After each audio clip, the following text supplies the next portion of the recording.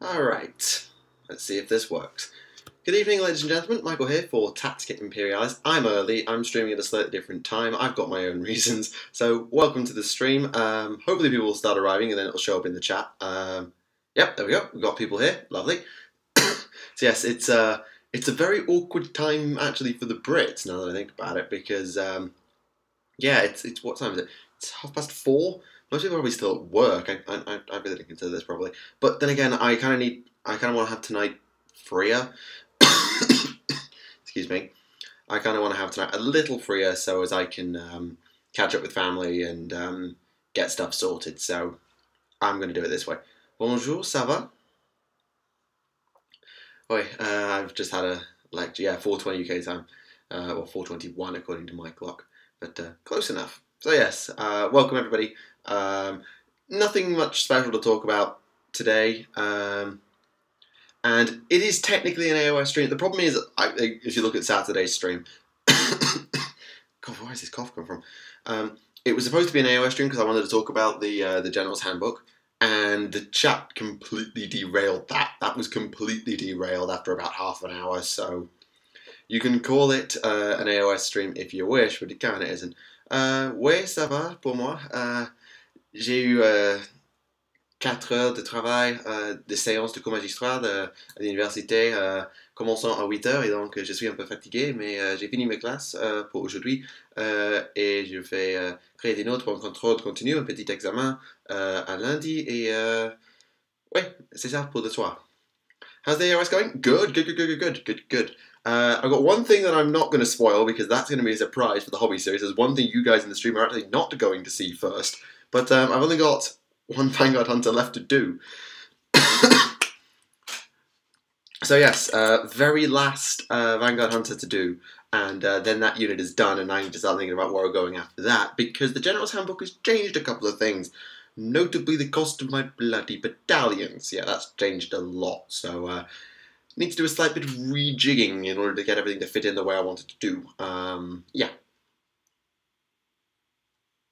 So yes, for those interested, the AOS Hobby Series starts on Monday. It's bilingual series, so yes, Monday you can expect the English version, and Tuesday you can expect the French version.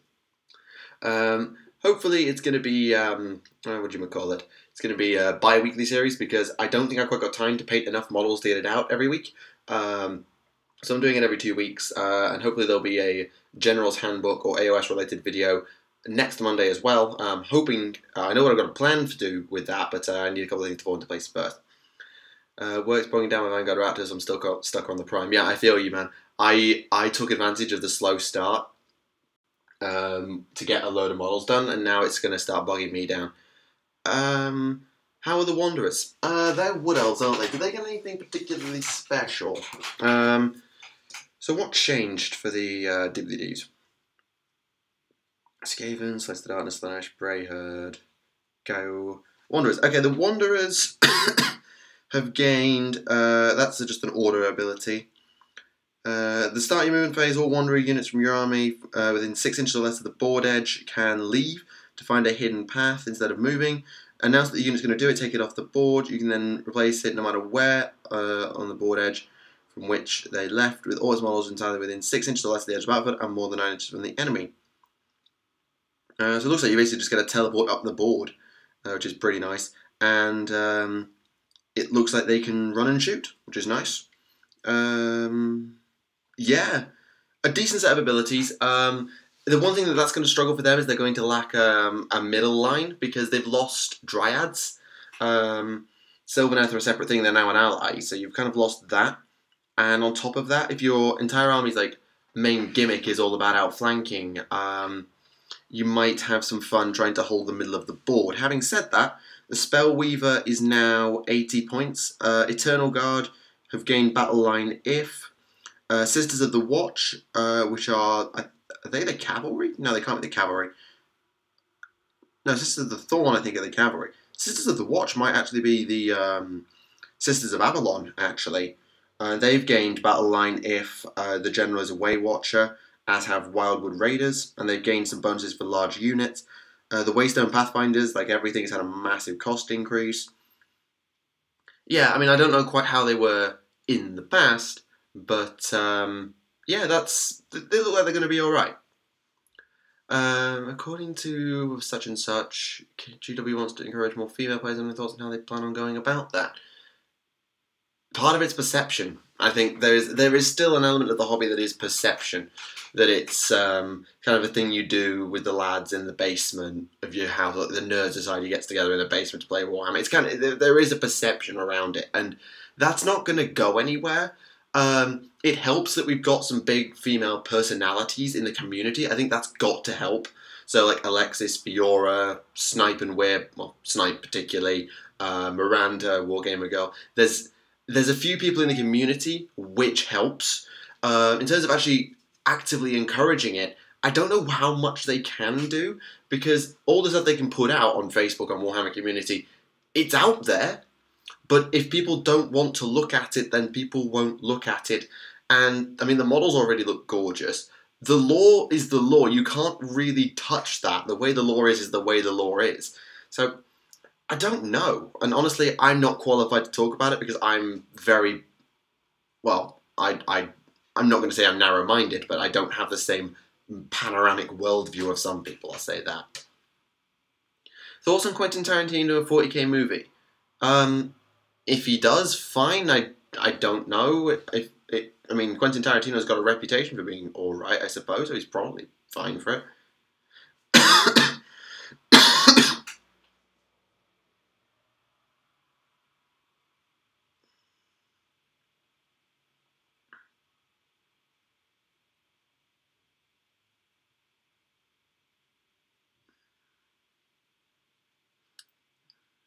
Any other questions regarding the handbook, life, anything? Shoot, go for it, just while I sort this.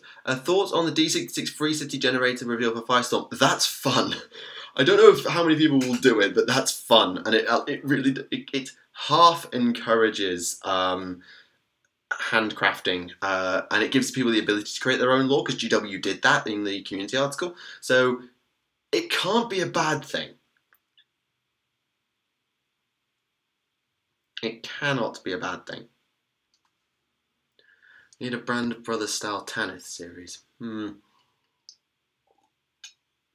problem is, if you just slap a 40k theme on something that is basically something else, well, that doesn't really help anybody.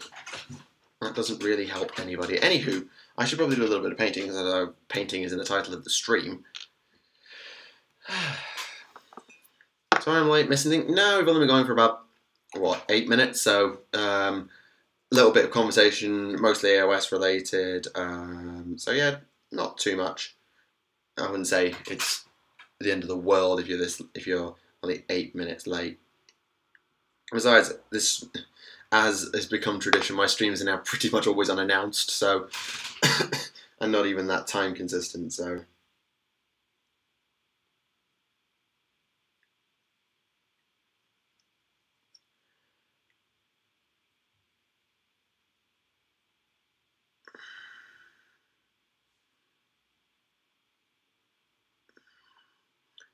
Christopher Nolan. Yeah, I mean, I don't know, outside of the Batman movies, I'm not a huge buff on all the stuff Christopher Nolan's done. Did he do Dunkirk? Something tells me he did Dunkirk, but I'm willing to be very, very wrong. Yeah, it does seem to be on Wednesday, because Wednesday's actually, at the moment, quite a good day. My timetable is absolutely garbage. So Monday, I start at 8, but then my last lecture doesn't finish until like 5. So no, that's not bloody helpful. And then I have rugby at 6 anyway, so that's a write-off. Tuesday I don't finish till 6:30. So at that point I'm completely mentally shot. And while I can stream it, I need to do my shopping, because I won't have been able to do any shopping on the Sunday or the Saturday really, so I'll need to go to the shops, so that's not ideal. And I've got labs starting soon enough, so they're going to take up like Wednesday. That's going to be what, 1:30 till 5:30 for a few Wednesdays and a couple of Thursdays, so that's going to suck. And then Friday, well, I can stream on Fridays, but then I can only stream every other Friday because of the podcast.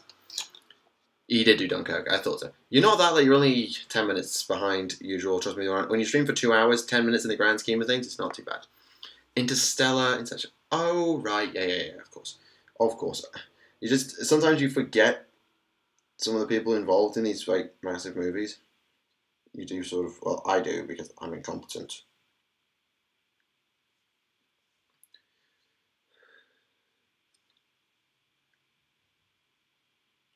So yeah, Wednesday's a nice day for me to stream at the moment, but then catching up with family is kind of useful to do because Thursday's a complete write-off because Thursdays I've got classes until 7:30. Like I say, Friday's podcast day every other week, so it's not perfect. Got myself Dark Imperium, going to paint each section. Nice. Do any of the Firestorm City boxes interest you? Yeah, the Stormcast hobby series pretty much entirely came out of Anvil Guard.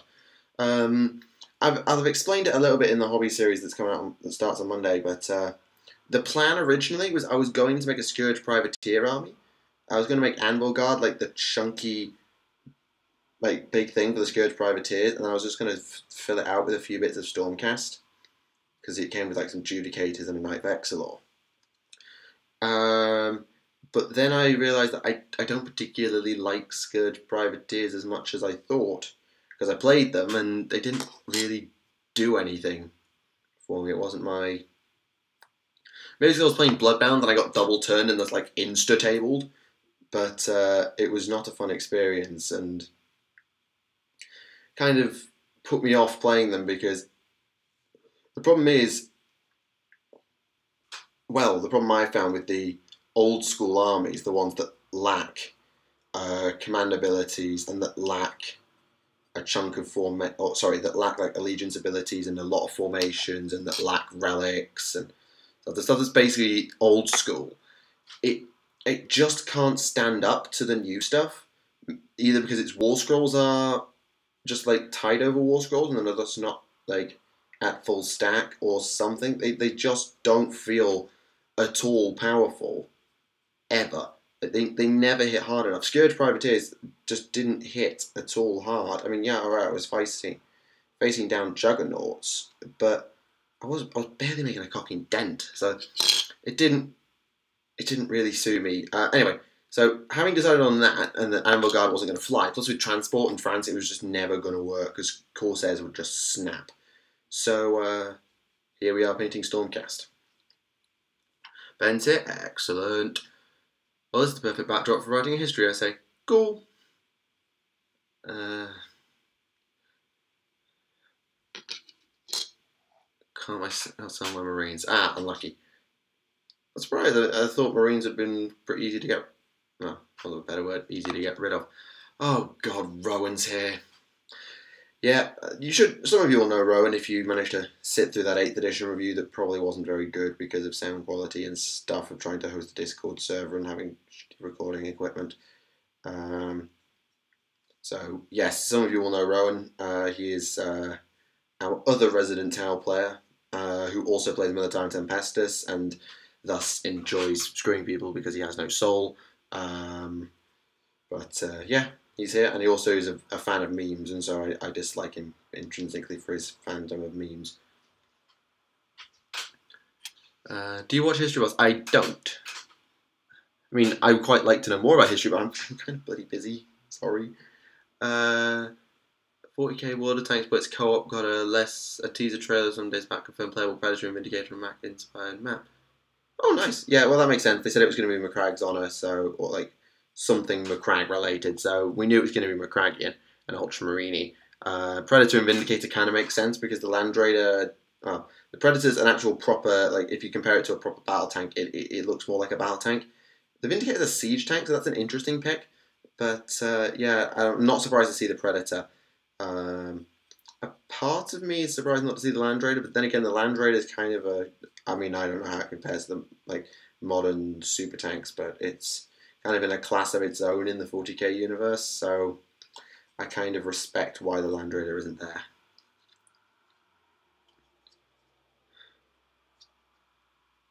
Okay, I think I know who that is. Have I managed to read Inferno yet? Yeah. Where do you think I got all my lore for the Thousand Suns and Space Wolf lore video from?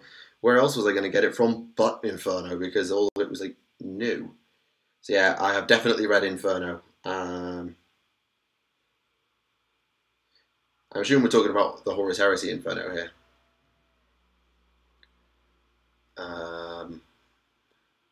Yeah, we must be referring to Horus Heresy Book 7 because, well, for the Thousand Suns Prayer, I understand why you're asking me that. Thankfully, the old Space Marine tanks derived from the Rhino chassis, so technically it's a modified APC, with the exception of, well, the Land Raider. I mean, yeah, the Vindicator, the Predator, the Razorback, the Hunter, the Stalker, obviously the Rhino. I'm trying to think how many other Space Marine tanks there are that are derived off that bloody chassis. But yeah, pretty much everything's off the Rhino chassis, with the exception of the Land Raider, which is pretty much its own STC, right? Yeah, we are referring to Book 7. Good.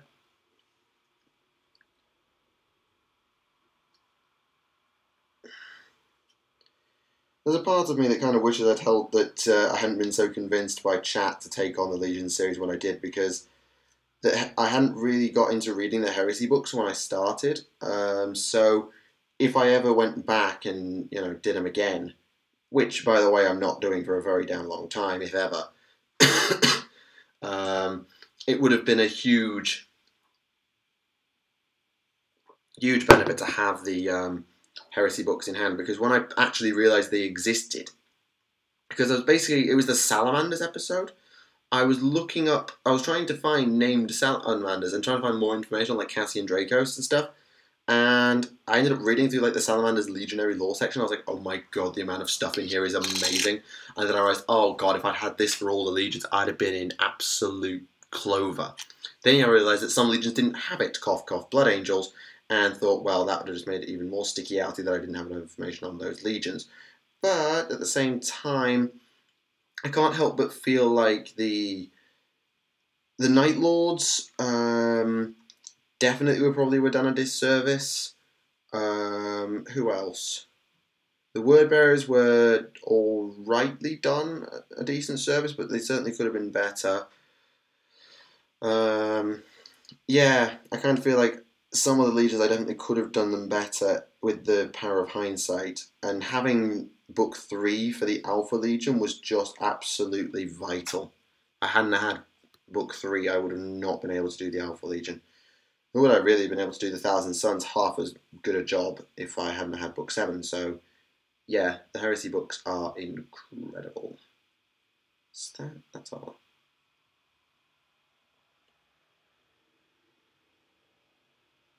Aesthetics, was it? Yeah. The Land Raider and Land Speeder are their own STC, then Call merged them into the Repulsor. Oh, is that the canon behind the Repulsor?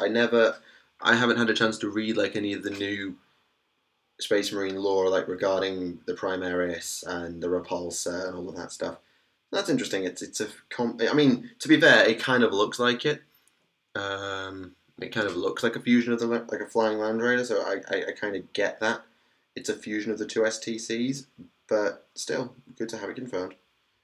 And sometimes that is just a thing. It's good sometimes, like, it's all well and good speculating and joking, but sometimes just to have information confirmed, like what happened to the McCragg's Honour between the Battle of Calth and M41, like what happened to Marius Gage, how did the McCragg's Honour get home, all of these things are things I want the answer to, god damn it. Listen to the Garrow books. Yeah, I can imagine the Garrow books. I having done Garrow's lore, I can imagine the Garrow books were very good.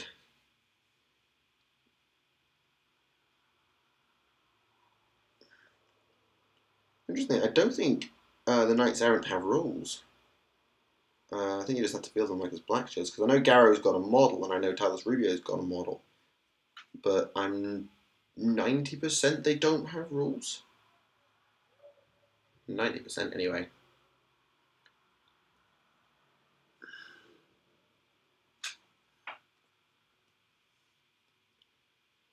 Yeah, I'm sure I really should read them, but as I've said before regarding books I need to read, or even audio books I need to listen to, 1, they're not cheap, and 2, I don't have time. I really, really don't, particularly not when I'm as, well, time inefficient as I sometimes can be.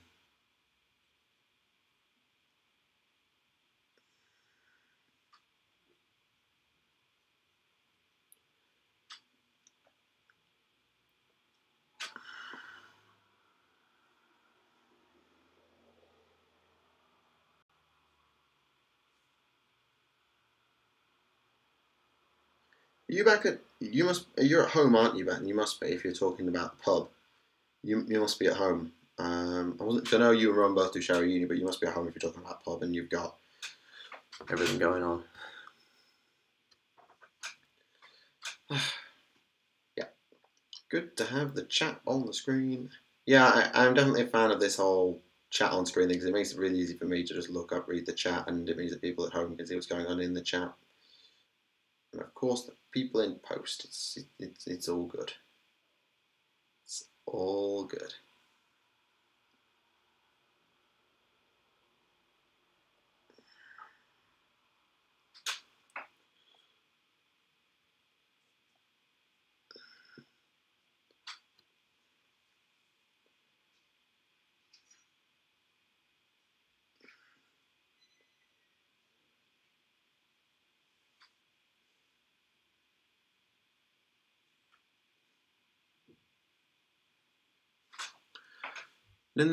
Didn't mean that's called literally combine the under. Just staring. That's the vibe of the look. Oh, that's the vibe. Oh right, I thought that was a canon thing. I thought that was actually canon. If it isn't canon, then fine. But I can believe that it is canon. If it is. Also, that way they know you're not just talking to yourself. Well, to be fair, I think anyone who's watching live knows I'm talking to myself. But it does. The main reason that I like having the chat on the screen now for the people in post is that it's the secondary conversations, the things that I don't always respond to, where people just talk to each other or whatever. It means I don't have to read everything out for people to know what's going on. You can just follow the chat.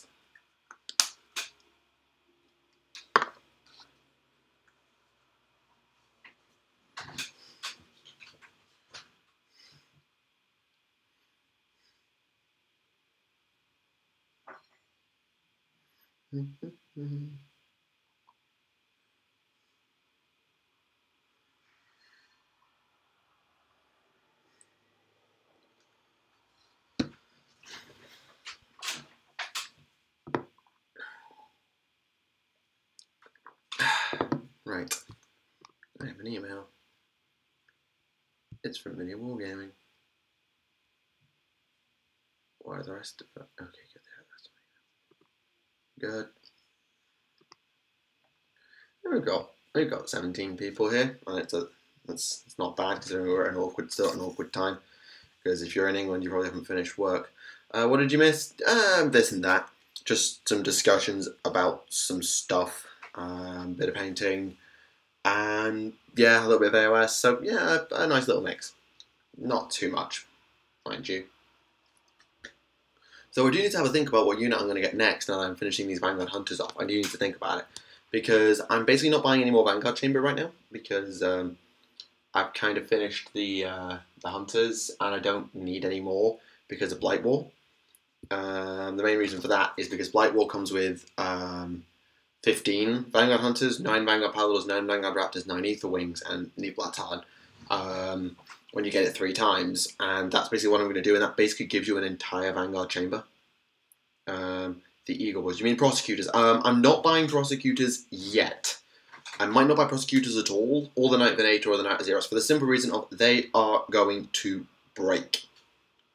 They will just break. The wings will snap, even if I were to not glue the wings on and magnetize them or blue tack them, they would just break. I know they would. So for the moment, I'm not buying Prosecutors. I'm buying basically things that I trust to not just break in a box. And a top knot breaks, I can live with it. But the wings breaking off Prosecutors or a Knight Venator, I can't have that. So the Eagle Boys, as you put it, are on the waiting list. They're on the list, but they're not immediate. Yeah, that's why. Okay, piece of advice: never, ever, ever, ever, ever, ever, ever, ever, ever put something on a flying base and glue it. Never. I don't know what the inceptors are like, whether it's a ball joint or a push-in, but never glue them. Never. Because otherwise, they do snap. I had the same problem with my Deathcopters all the way back when I started out, and that taught me I should never put things on flying bases and glue them on. That's why my drones are not mounted on bases properly, my flyers aren't, my battle suits, not my battle suits, all my tanks, the Tau, they're not on flying bases, and when they are, they're not on permanently, they're detachable from the base so they don't break off, because they do break all the time. Sometimes they just break anyway. It's like I've got a bit of flying stand trapped inside the Piranha. It's a little seat to glue to the backpack. What? It's not a push-in? It's a glue-on? No. They can't be that... No. They have to be push-in, right? Or ball joint. They can't be, like, sit-on. Really? Those always not so good. Yeah, skimmers are not great. Drones are really good. Skimmers, I've had a few issues with snapping flying bases on my skimmers. So that's why my devilfish are definitely on their feet. The feet are down on my devilfish. It'd be easy to paint them with the feet up on a flying base, but the feet are down, so I can just use them without. And if that's the case, that is a terrible design. That I agree with that. That's terrible. They should be able to come on and off the flying bases.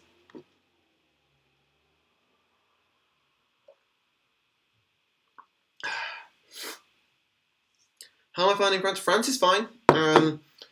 France is, well, linguistically, France is fine. The physics, over the last couple of days, I've had the tensor product and the DVD, the Pauli matrices thrown at me. And just told, oh, here's a thing you've heard of. Tensors. What the fuck is a tensor? I wasn't given the option to do tensors. So, yeah, it just... I had some fun the past couple of days trying to understand my lecture notes, but I'm following the lectures and I'm keeping up with the workload. And interestingly, I'll actually be finished with a couple of courses pretty soon and then starting labs, so it's interesting. Some of those words, yeah.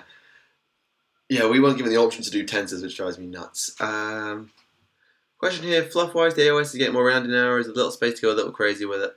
Like to know, so the your guys' rule apply more or less. Basically, AOS's law is heading in 40k's direction. Here's basically how it works. There is a setting now, and they're starting to flesh it out. So Firestorm is adding in new cities to the realm of fire. And if you read the Stormcast Eternals battle tome, you get a little bit more. The armies that have battle tomes are getting their lore fleshed out as well. So realistically, the basis... i.e., the thing you need to make your law stand up, to make your law stand up, is there, and now you have the license to build on it. You don't have total free reign, some things just common sense applies and read the law, but you certainly have enough license to build on what's there and do what you want. New to the channel, first stream, what armies do you have in your personal collection? I have Tau Orcs for 40k, I have Dark Elves, High Elves, and Stormcast for Age of Sigmar, although it's primarily Dark Elves and Stormcast. Because my High Elves, I haven't used my High Elves in Yonks, and I don't really want to anymore. Whereas Dark Elves, Daughters of Cain are interesting. Darkling Covens have just got new stuff, and new Allegiance abilities and stuff, so they actually look usable now. And I kind of got into Dark Elves. In Cold One Knights, they've redone the Cold One Dreadlord, the Cold One Sorceress are back in the game. So Cold One Knights now look like a prospect, and Stormcast because I was wanting to do something with Anvil Guard, and I decided I don't really want to do the Scourge Privateers right now, so I'm just building an army Stormcast, which starts in Hobby Series on Monday.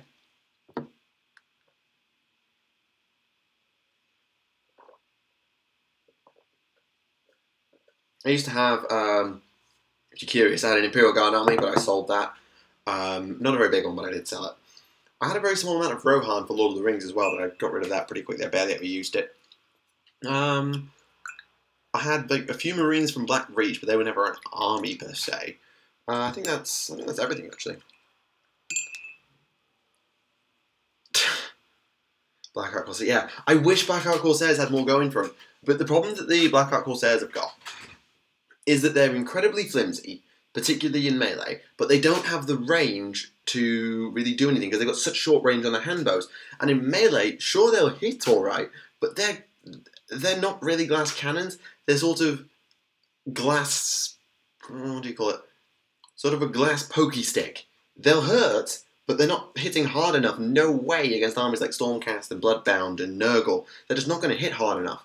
The cavalry, they don't have any cavalry. They don't have a proper frontline infantry. They've got nice skirmishy infantry, but they don't have proper frontline infantry. They don't have proper heavy cavalry. They don't have any cavalry. They've got the chariot, which can have a bolt thrower, which is nice. And they've got the Charybdis, which is nice. But they've got no big hitty hero. They've got one monster, skirmisher infantry, no frontline, no cavalry. They're just missing something.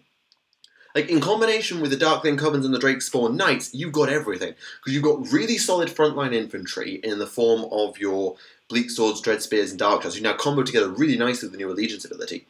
You've got Executioners of Blackguard to give you some proper chunky heavy infantry. You've got Cold One Knights to give you some proper heavy cavalry. You've got the Hydra, the Charybdis, and the Dragons, which give you some big monster support and some fast support. You've got 2 sets of chariots, and you've got some skirmishers in the form of the Corsairs. That's a really well-rounded army. And like in old Dark Elves, this was a thing, and this was lovely. And if you really want to take away the skirmish element and add in some really nasty combat units, just take Daughters of Cain. And that's something that I really do like. But Scourge Privateers alone probably not going to be worth it. With Darkling Covens, the only thing you're missing is some cavalry. With Cold One Knights, the only thing you're missing is some infantry. And with Daughters of Cain, you've got a bit of cavalry, but you're missing a proper front line. So, well, it's not missing. Well, you are and you aren't missing a proper front line because you've got Sisters of Slaughter are relatively tough. Once they get into melee, Witch Elves are just numerous, and you've got the Cauldron of Blood to help protect them. But you don't have a proper front line, and you're probably lacking in some monstrous support because the Charybdis is nice, but it's probably not enough. Do you think they should combine the Dreadlord and Colwyn and Sorceress into the Ordo Serpentis sub-faction? Yeah, I get the feeling that if Ordo Serpentis get a book, or in the Next General's Handbook, they should... Well, to be honest, I'm amazed they didn't get the keyword Serpentis or Drakespawn. Hang on a minute. Kieran sent me the FAQ, so let me have a look at their keywords just to make sure that they didn't get it right. No, Order, Elf, Hero, Exile, Dreadlord. No. You mean you can make an Exiles army or an Order army, but they aren't in Ordo Serpentis, which sucks. Which means that you have no battle line because you have to take the army with the allegiance of Ordo Serpentis in order to get the Cold One Knights and the Cold One Chariots as battle line, which kind of sucks. Are you excited to see an Orc Codex? Think we'll have things like decline keywords like Fordors? Yeah, absolutely. I mean, the Guard regiments are getting theirs as well, so we've had the preview for Catachan, had the preview for Mordium, we're getting Vostroya today, we might have already had Vostroya actually. Actually, should we go and have a look at that? I think I can set that up. Hold the Fun. You take the separate tabs. Yeah, true. But then you don't get all the combos of like command ability stuff, and then you're forced still to take a Dreadlord on Dragon anyway. And the main reason that the Dreadlord on Cold One was so useful, because he was cheap. Move tab to new window. There we go. So if I pop out Warhammer Community, and then I add a window capture of create new window capture of window Warhammer Community. Oh, okay, that's a little bit big. Let's get this. Let's get this in order. Chat, bring forward, order, move to top. Chat's on the top now. Good. I'm just going to put this over me because I don't see the need. So yeah, we're gonna have an adventure, and we're gonna have a look at Vostroya, the Vostroyan firstborn, and what they're bringing to the table. Is that taking up the screen? Yeah, that's taking up the screen. Good. Most likely the next code is to come out to complete the 10 that was released this year. Honestly, at this point, I have no starting idea. So yeah, Vostroya. This is what I was wanting to look at. Ornate appearance. Now, Vostroyans, I'm really glad to see Vostroyans get their own thing. Regimental Doctrine. So, units of this doctrine add 6 inches to the maximum range of heavy or rapid fire weapons, which would normally have a range of 24 inches or more. Oh my god! Lasguns with a 30-inch range? They're outranging Marines? Bloody hell! I mean, that's not ludicrous, but, like, that includes plasma. Bear in mind, that includes plasma. So that's long-range plasma. Bloody hell. Is there anything else that's rapid fire that's 24-inch range? I can't think of anything, but yeah, that's nice. It's not ludicrous on Dosed, but it's nice. It's expensive money where I live. Import. Yeah, the shipping costs. Ouch, ouch, ouch, ouch, ouch, ouch, ouch, ouch. And it's not Imperialis order. In 40k, I can take Defensive Science and Deathwatch together that's what they're talking about. What would you pick, Lord Celestin, Castellant, or Lord Variant? I really like the Castellant, but then again, I probably like the Castellant on the value of, like, he looks like a badass. Anyway, heavy weapon squads. Wait, what? Hang on a minute. Why did they get a 54-inch las cannon? Oh god, that applies to heavy! Oh my god. Long-ranged everything. Oh, snap, son. Yeesh. Okay. Destroy an order. Repel the enemy. Until the end of the phase, the order unit can fire whilst in melee. They must target the unit that's in melee, but, okay. So, if you really, really need to, like, just... Oh my god, that on conscripts is terrifying. Because, like, suddenly you just get a massive blitz of conscripts in your face. That's like a free round of full stack Overwatch. Ouch. Scout vehicle, 9-inch move. Yeah, that's sort of standard stuff. Recon strategy. Select unit scouts and animals that can move 2d6 but cannot shoot or charge. Oh, a free move. That's pretty nice. It's not ludicrous because Scout Sentinels are probably still a little bit flimsy, but that's still pretty nice. Guys.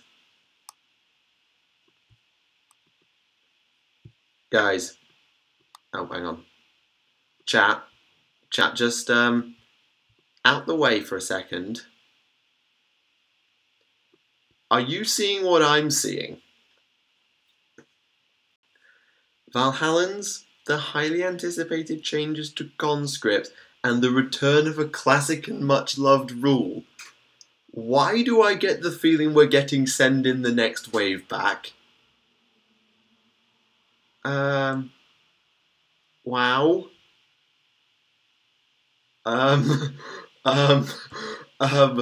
Okay, I hope that's a thing. I kind of hope that's a thing. Sage Primaris. It is Primaris range, but when your entire army has that, and they're guardsmen, there's like 1 billion guns, and otherwise all your big guns as well. There's not just like las guns, that's applying to las cannons, autocannons, heavy bolters, missile launchers, mortars, flip, everything. What is sending the next wave? Okay, I'm going to get rid of this window now. So window capture, go away. Okay, sending the next wave, for those who maybe didn't play, was an old rule from 5th edition. It was a special rule applied to none other than Commander Chenkov, who was an upgrade to platoon command squads. He basically gave a unit of conscripts from your platoon the ability to recycle. So, what it meant was, this unit is damaged. It is very damaged. It's probably going to die. Take it off the board and bring on a new one. It didn't quite work. I don't know quite how well it worked, because conscripts back then sucked arse. And also they had to traipse across the entire board, but yeah. Send the next wave is just, it's so hilarious. Like, you know the idea of like, drown our enemies in bodies. It's basically that. It's that in a nutshell, and if that's a thing, I'm so happy, even though it probably sucks. Like, that's an immortal block of conscripts, because you take them all down, they just come back again. If you get one guy left alive, take the whole unit off and recycle it. That's how I remember it anyway. It probably wasn't good, and it probably still won't be good, but damn is that fun. And also, it's just the fact that Chenkov is a thing. The Lord relates to exclude the OS data sets. Is he? Not sure. He might be. Will you get Total Warhammer 2? No, because my PC probably won't run it. If not, what will it take for you to do a better PC and more time? So the Necrons... No, they're not Necrons. Necrons resurrect on the spot. A Necron unit that takes casualties, it uses reanimation, aka we'll be back, aka whatever, and it comes back to life where it was. So, my Necrons die, there's one guy left, and he's back. What it was with sending the next wave was, here is a unit, it's damaged, I don't care how damaged it is, I'm just going to remove it from the board and bring it on from my board edge again, and it's going to walk on. So it's basically like, oh, we don't care about those guys have been sacrificed.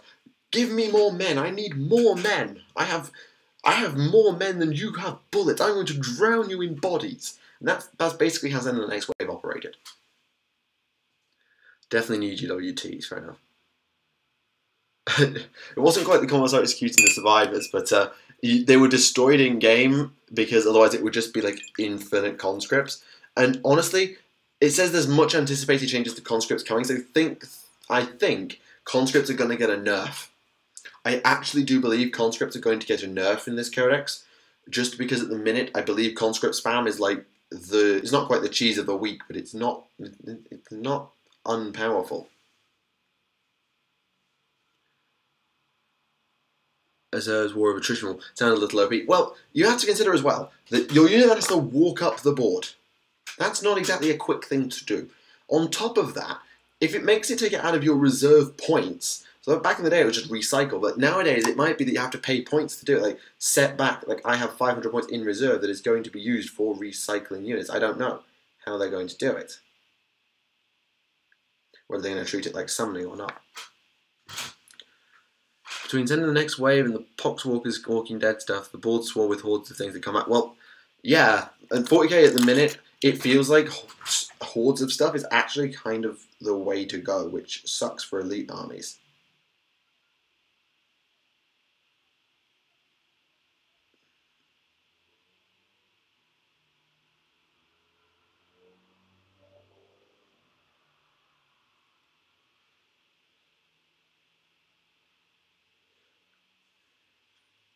Maybe paying CP. Yeah, it could be a CP thing, actually, yeah. I suspect it will be a stratagem.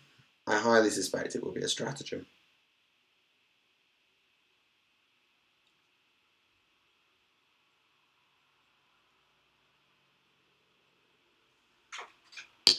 I guess I'm kind of just like more hyped for the fact that it exists. I'm not like hyped because it's going to be amazing. I just think the fact that it exists is probably what's awesome, because since like the 6th Ed Guard Codex, when we lost Aurahem, Chenkov, Baston, like a bunch of the little platoon commanders, it's kind of sad because like the armies have lost a bit of their own unique flavour. Same with like Mogul Khmer and the Attillans. It'd just be nice for them to be back as their own thing. And it's like we're at least paying homage to these unique characters. What drew in the Stormcast? Well, initially it was like, oh, I just wanted something for allies, and well, I wanted something that was a little bit chunky and they look kind of cool. But then I actually read their battle tome, and their lore is actually really good. It's actually really intriguing, and it really caught my imagination to read their lore when I read their battle tome. So, lore reasons followed up by the fact the models are pretty good, and they're not too terrible on the tabletop. Probably. Swarm armies are so slow to paint. I agree. I painted a green tide and it took me many weeks to do. I can't remember exactly how long it took me, but it took me a damn long time to do, to paint my green tide. Well, that was messy. I'm going to have to clean that up now.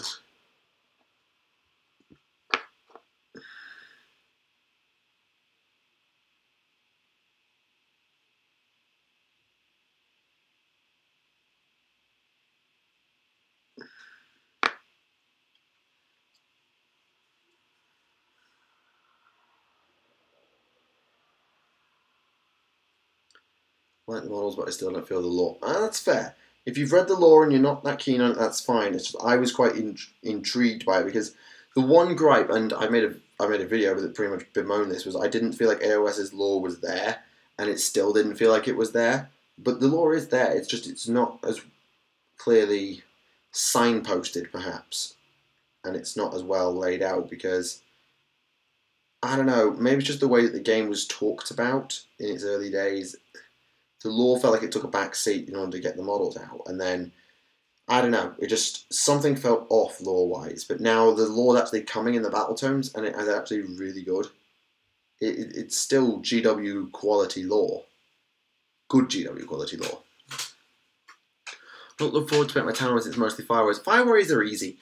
They're not the quickest thing in the world, I'll give you that, but they are pretty easy to do. Particularly if you're someone like me who just sort of half-asses a paint scheme, comes up with something quick and simple, and then just replicates it ad infinitum. Working on painting a Flesh Eater Court for AOS Undead Dragon Models. Yeah, I nearly went Flesh Eater Courts actually for a time. I nearly went Flesh Eater Courts because I was going through a bit of a Fallout phase, and the idea of an army of feral ghouls kind of took my interest, where the Ghoul Kings were glowing ones and the Crypt Horrors were super mutants, and that was the idea. I never went with it in the end, but Flesh Eater Courts definitely do look interesting, and they've got some cool stuff going for them this time. If you want to watch the VOD from the last stream, quite early on we discussed the changes to Flesh Eater Courts, like their new allegiance abilities and stuff. So you can have a look at that. Same way with Bloodbound, but now I've been sucked in by Call of Demons. I'm looking forward to a 40k Demons Codex. Yeah, I don't think you're the only one who's started with Bloodbound and then gone into Demons on top. I highly doubt you're the only one. And it'll be the same with Nurgle. Like, people will start Death Guard and then see, oh, there's Nurgle Demons. Or they'll start Nurgle Demons and be like, oh, there's the Rotbringers for AOS, or there's Death Guard for 40k. That's the beauty about playing Chaos, is you've got billions of options. You've got more options with Chaos than anything else.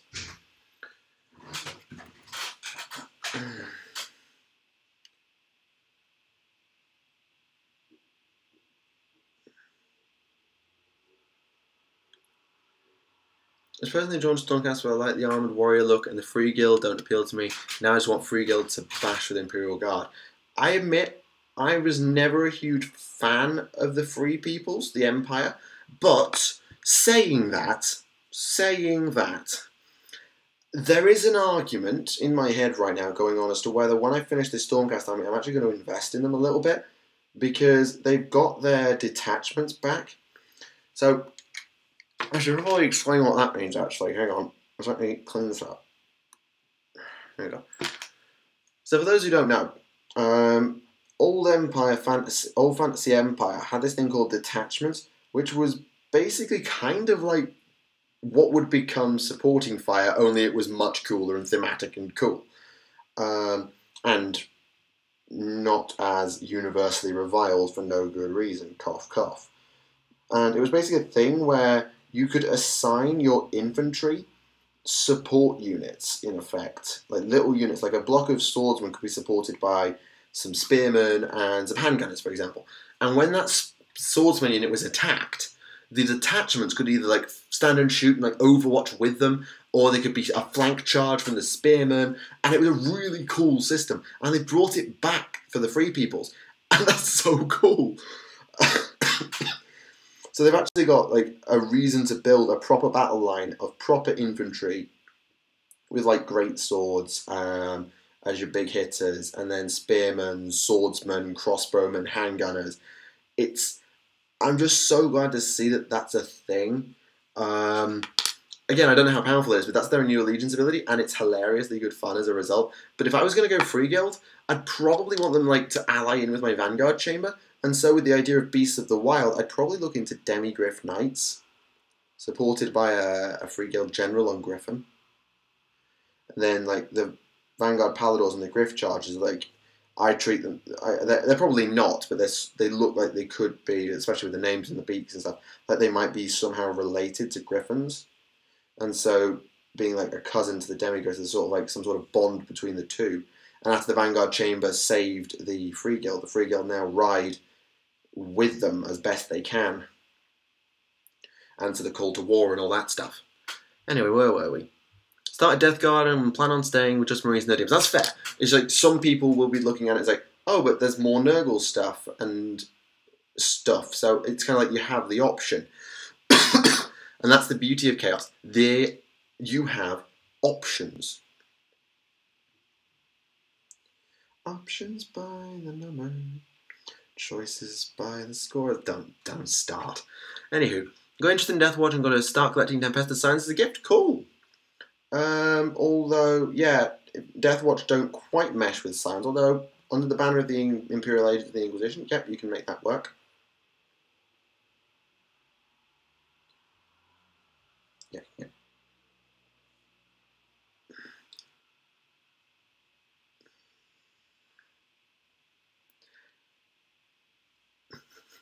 Yep, somebody gets the reference. Somebody gets it. Somebody knows the song.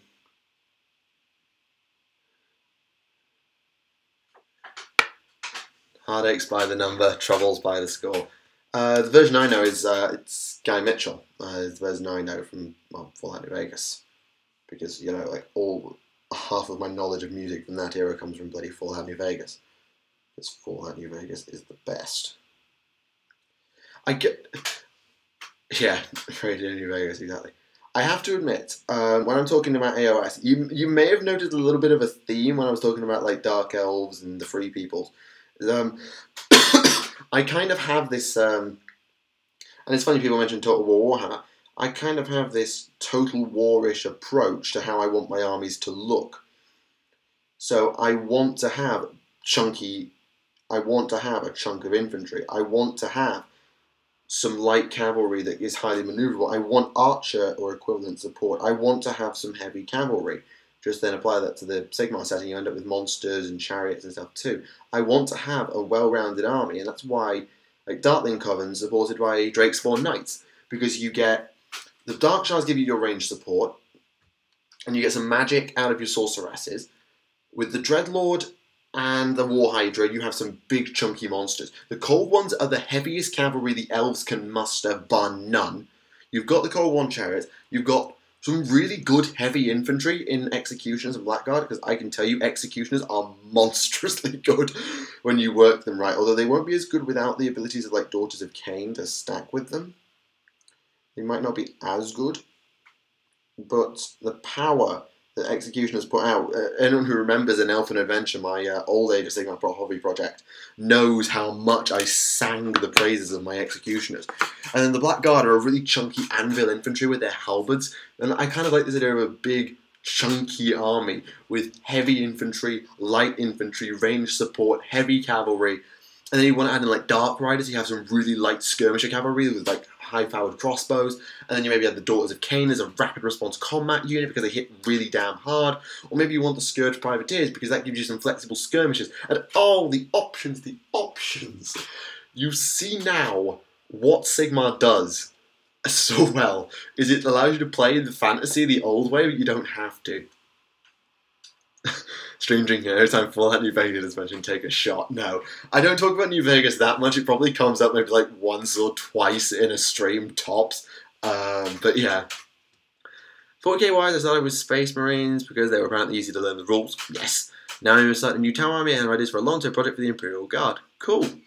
Favorite build in New Vegas: Strength 3, Perception 3, Endurance 3, Charisma 7, Intelligence 7, Agility 7, Luck 10. Oh, a high luck, high charisma build. I don't know about like my favourite build because I didn't really get into the game enough to like properly playtest proper builds.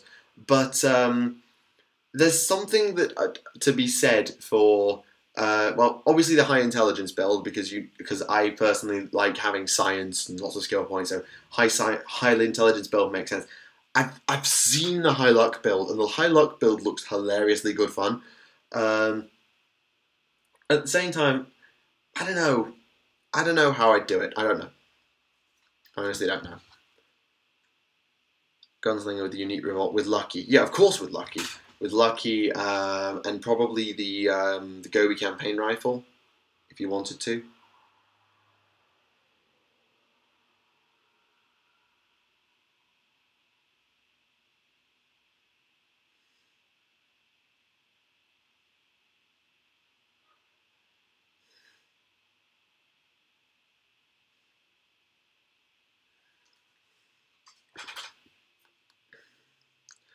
Yeah.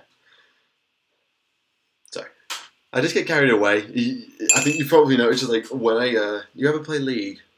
If you mean League of Legends, no. I never played League of Legends. I never really got into it. Never got into Warcraft. The only Warcraft I know is Hearthstone, and that doesn't really count. So I never played like LOL or WoW or whatever you bloody memers on the internet call it these days. I'm just gonna get rid of that from my thingy bob.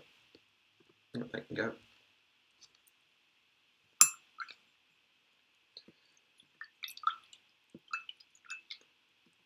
Eventually became a stealthy sniper. Yeah, sniper was just like a really powerful build. It really was, and that's fine. The only real build that didn't was probably like the melee build. If you went for like a high strength stuff. What I missed was gone for 5 minutes. You missed me rambling about the awesomeness of playing Age of Sigmar Total War style. But yeah. Opinions are written in a 3,000 point battalion, Primaris, Patrol, Guard, and Guilliman for a tournament. I don't know. I don't know. I'm not a tournament player. Don't ask me about tournaments. I mean, it sounds thematically okay. Like a chunk of Primaris led by Guilliman, including a small detachment of Guard. I mean, thematically, you'd have a huge detachment of Guard, and then a small amount of Marines led by Guilliman, but details. So, yeah, fine.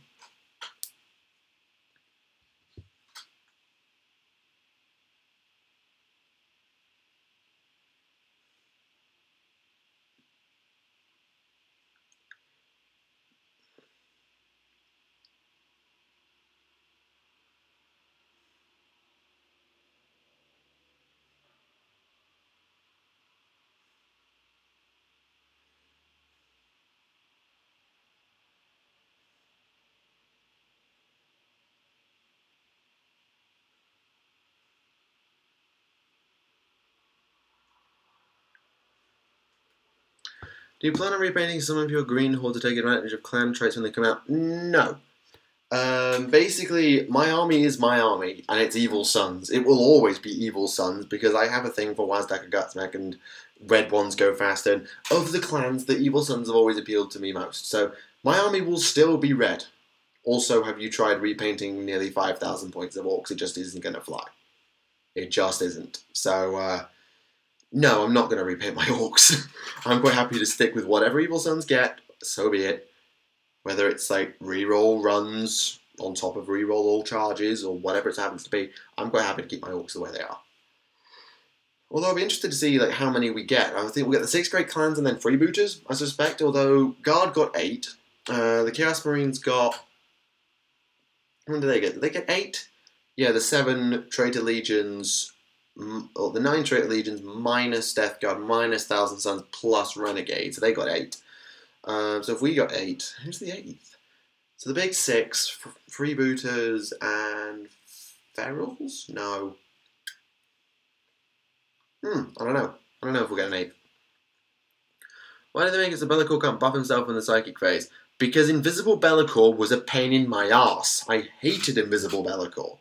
Like, I had to deal with Invisible Bellicor. I tabled my opponent with the exception of Invisible Bellicor.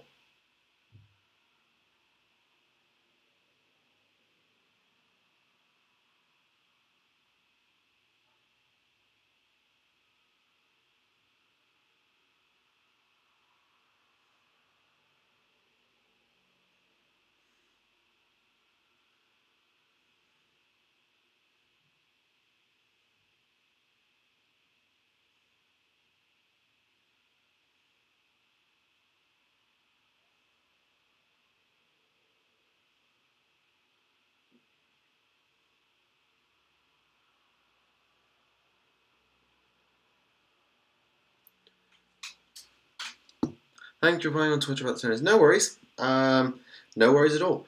If Talons of the Emperor got a codex, who would be the HQ? They did. Custodes and Sisters have date. Don't they have a codex? Or do they just have a bunch of data sheets? Yeah, actually, they've only got a bunch of data sheets. At the moment, there are no units for them to take the lead. If you go off the old days, you could get like sister command squads and sister leaders, and then there were custodian shield captains and tribunes. So they were your leaders. Actually, just go and look at my Custodian Sisters of Silence lore, shameless plug, and you can see exactly how the two operated in the Great Crusade days. They'll probably operate the same way in the modern era. Invisibility is not the dark heresy sprint, but yeah, the problem was that if you could buff a if a powerful character could then buff themselves to be even more ludicrous on toast. It was just double ludicrous on toast, and it drove everybody nuts, and it stops you creating one-man Death Stars.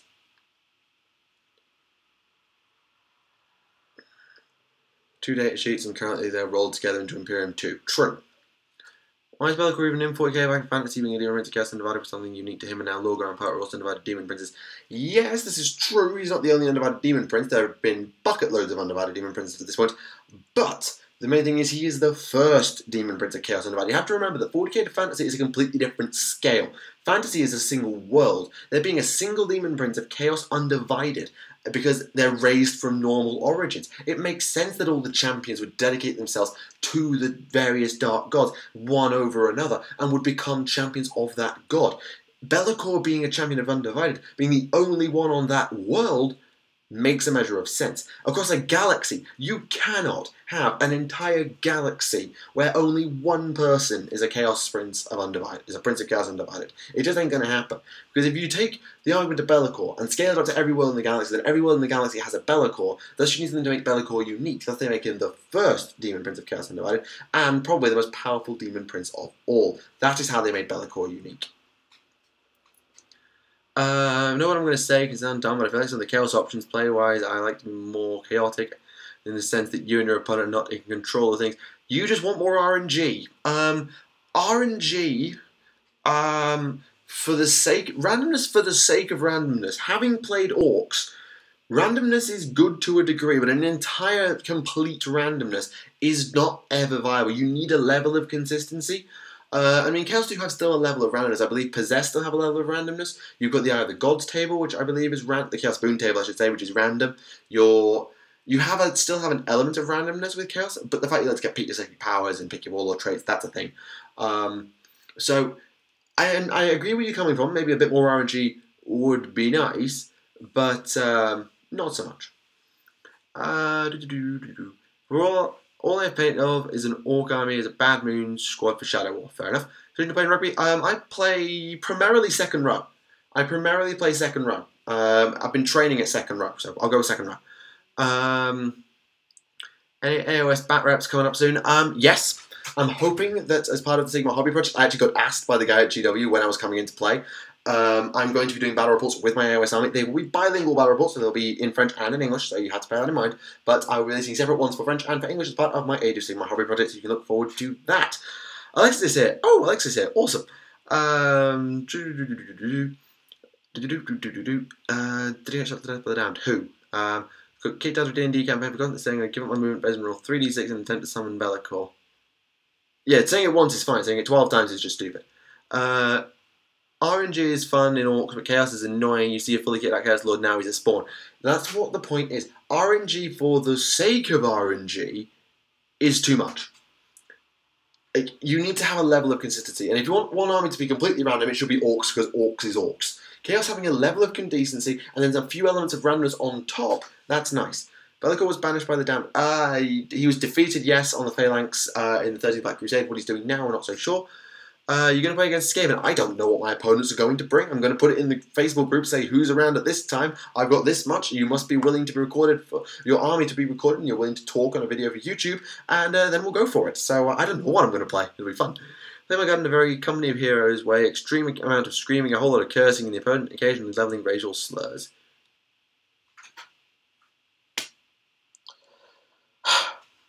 Okay. Sorry.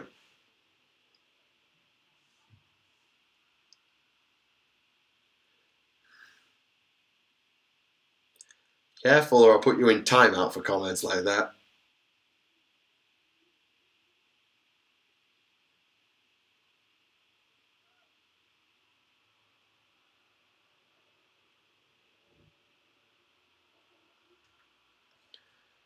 Bellicor is a joke to the gods. Not according to the lore I read. I mean, my lore might be slightly out of date, but according to what I did, Bellicor, what was it? Demon Prince lore. Here we go. Bellicor, Bellicor, Bellicor, Bellicor, Bellicor. Bellicor, Bellicor. says that Bellico, according to my own script, which I rewrote based on what I read, Bellico was grabbed by all 4 gods and used to gain favours by playing off of them. After a while, they couldn't control him, and so they raised their own demon princes to weaken him. He still remained the strongest and began working in the shadows throughout human history, yada yada yada. He unwittingly plays his part in the great game by undermining such followers, being at a measure of revenge and free will, as opposed to fulfilling the size they got opposed to that follower's patron. He is, of course, wrong. He's not a joke, but he's still a pawn. I think that's... Don't I keep missing your streams? Well, this stream's going to be going for another hour, so you're here now. I wouldn't call him a joke. He's a very useful asset, but he's an asset to all of them. He does get slapped around a lot, that's true. That is true. Not as cool as Mephiston. Well, you're comparing that's comparing chalk and cheese. Mephiston to Bellico is not really a fair comparison.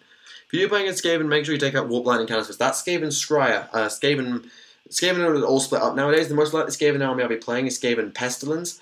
And that's going to be a challenge in and of itself because they're hilarious. Why does Krieg get rules in Imperial Guard credits? We don't know, it won't. We don't know, it won't.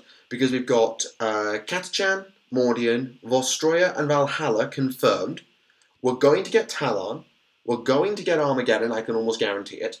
We're going to get... I think we'll still get Cadia. And that leaves what? The Tanith first and only? Elysians?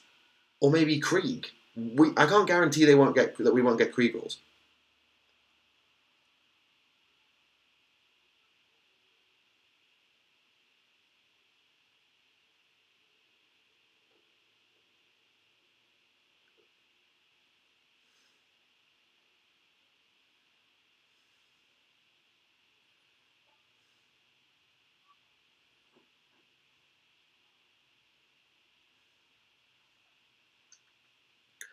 No, Tempestus I think will be their own... I hate this shirt. Tempestus will be their own thing. Chemdogs, I don't see it. I don't see it. Wait, no, Tempestus were their own thing, because Tempestus got their own codex in 7th edition, so why would they be then rolled back in the next edition? There is a new Gaunt's Coast coming, you're right. There's also... is there? And there's a new Eisenhorn. I'd forgotten about Gaunt's Coast.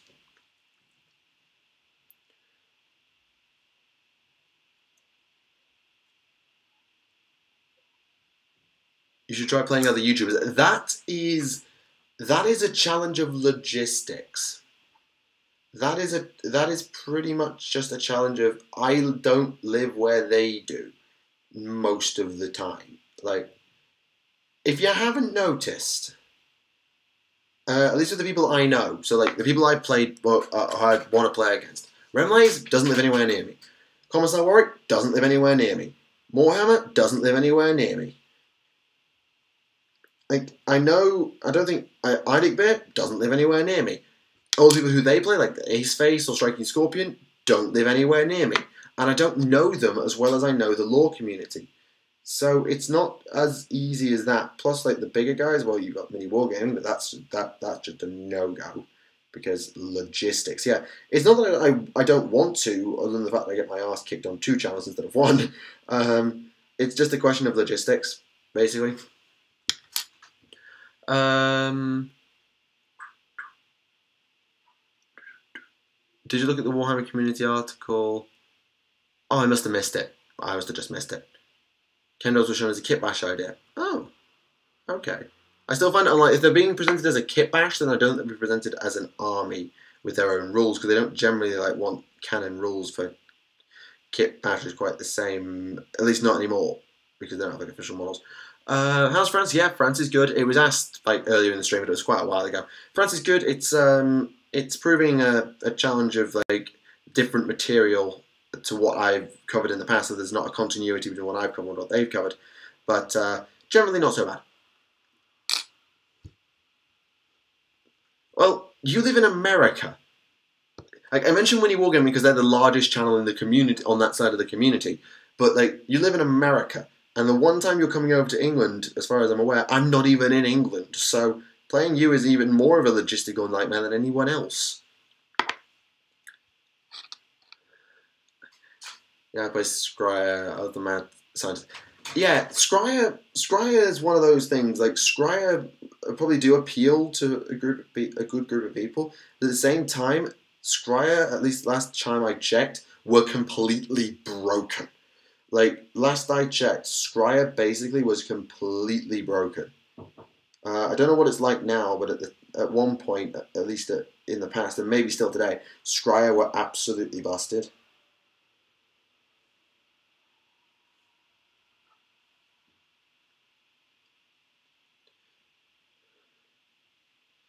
Did you get new regiments in chapter approved? Maybe. Use tabletop sim to skip logistics. That opens up a new kettle of fish, like having a game, like having the time to set that up and all that stuff. And I don't know. I've never seen the appeal to tabletop sim. I've never quite seen the appeal because I quite like the actual like moving the models around and the dice and all that stuff. Tabletop sim just never appealed to me. Really, I'll be honest.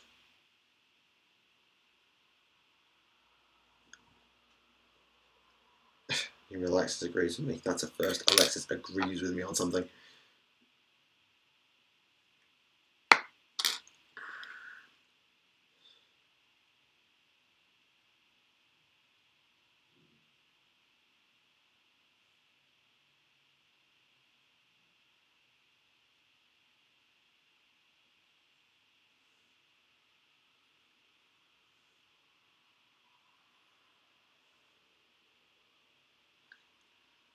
New plastic Cassicans or world-specific special Stormtrooper equivalents.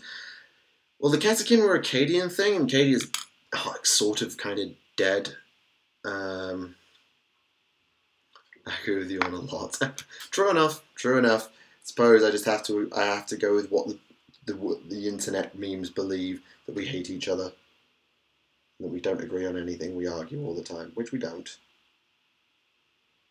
Sure, we have our disputes, and sure, some of us are a little too stubborn for our own good and don't know when to back down from an argument that they clearly lost. But, yeah.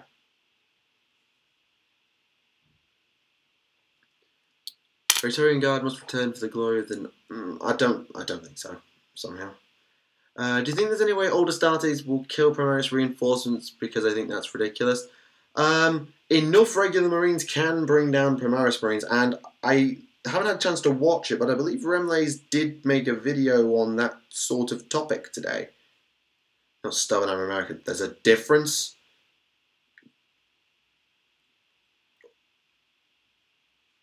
Or does American stand as a catch-all term for self-evangelizing, always believe they're right, refuse to listen to advice from anyone with a shred of common sense?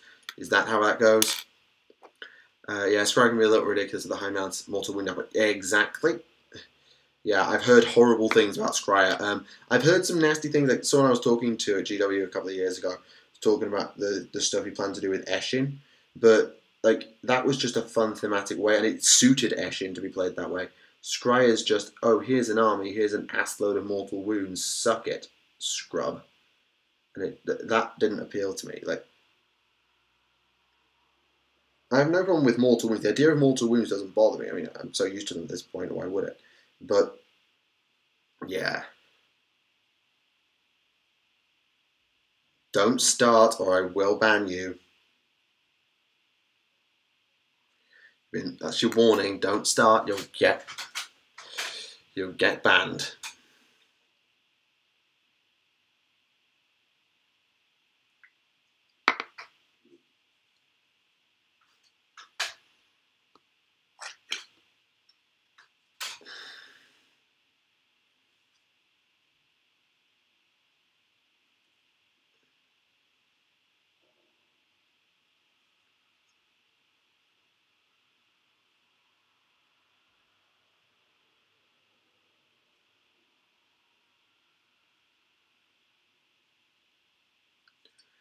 No, I meant the idea that the older starters will kill the new Primaris Marines sent to join the chapters.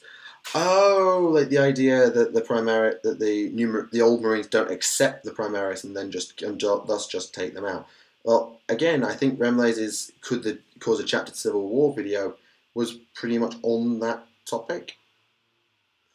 I don't think it's impossible, but I find it highly unlikely that any chapter that was deemed to need Primaris reinforcements would say no to more reinforcements at this point.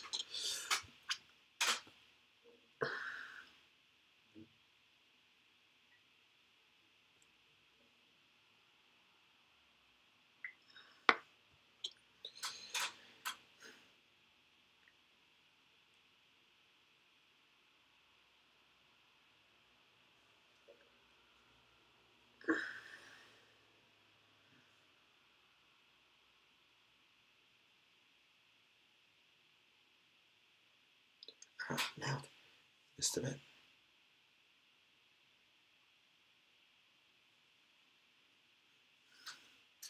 What do you think of the new Mechanicus Codex and the new regiment rules? The new regiment rules look fun. What was the one? Like Mordians, like the idea that they get a buff when they stand in base contact. That's just so thematically amazing.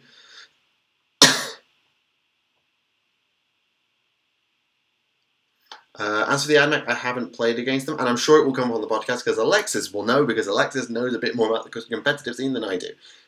And I haven't actually played 40k since I left England, so yeah, that's the thing.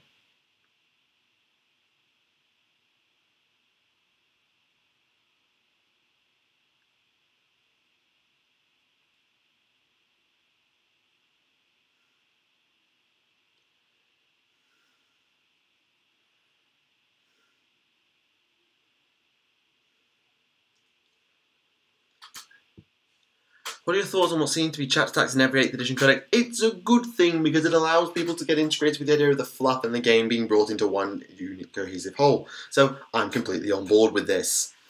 Yeah, the fact that we're getting more chapter tactics I think is fun because it seems kind of sad to restrict it to just like one army, being Marines, having it. Because like the moment we got chapter tactics, like I want regiment tactics, I want clan tactics, I want everything tactics because, well, why should Marines have all the fun? Yeah. And no, Alex is not a power game. She's competitive, and she plays to win better than I do, but she's not a power gamer. I think that needs to be... I am, but I'll deny it. Okay, fine. Okay, if she admits it, then fine. I'll just go with it.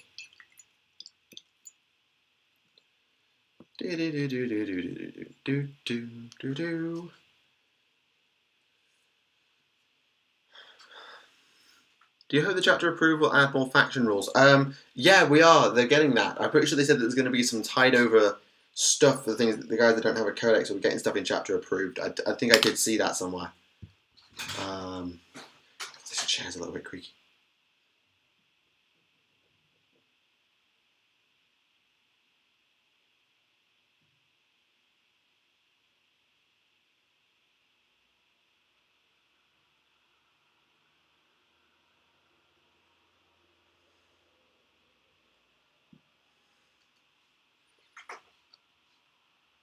So let me join for no reason. I would. I just don't. Can I set up an audio capture? Audio input capture? Why does that? So that's the built-in microphone. Okay. Yeah, that's my mic. Okay, so that's a nope. Go away. Go away. Remove. Sorry, there was duplicated audio for the second, then I apologise. So audio output capture. Where could that capture from? Yeah, I had a feeling we were going to get double, which is a shame, so I'm sorry about that.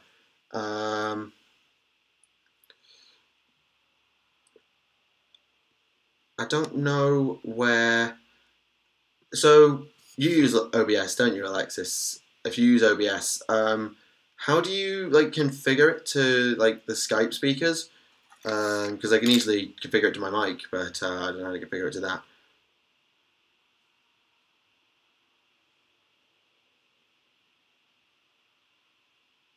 I can't wait to see the tile set rules and that codex comes out. Oh yeah, definitely. Someone's retracting their messages. Thoughts on the potential of female Imperial Guard models? Fine. Yes, one sec. Oh god, am I going to get an education in how to OBS live on stream? I'm going to get an education in how to OBS. Which is fine. But yeah, I don't really know what I'm doing. Do do do do do do do do do do do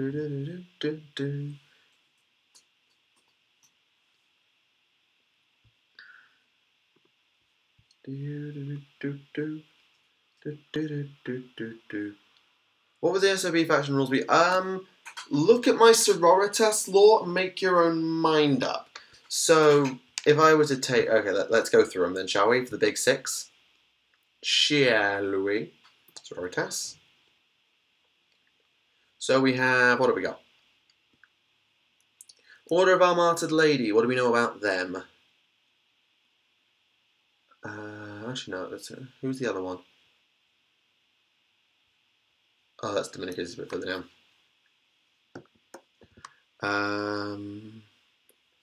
Order of our Martyred Lady. Right, here we go.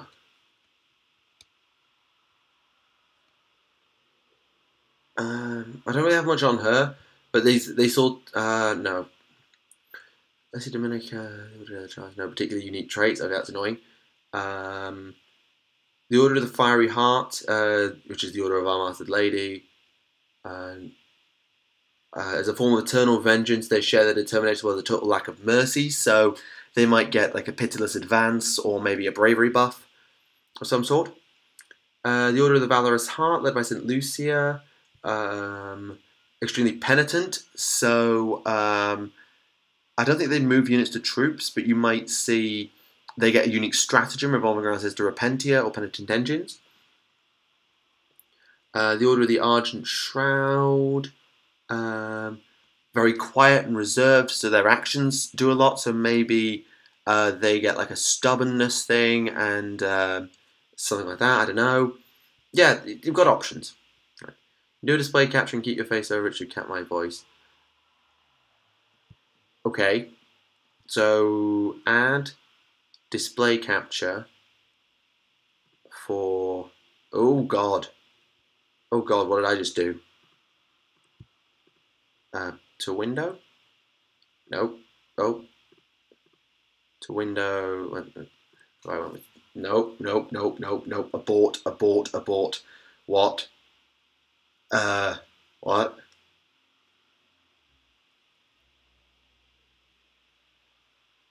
Yeah, it is a Mac. Yeah, I don't know what I'm doing. I've never used this thing. I've never used the sodding thing, so how the hell would I know? Jeez.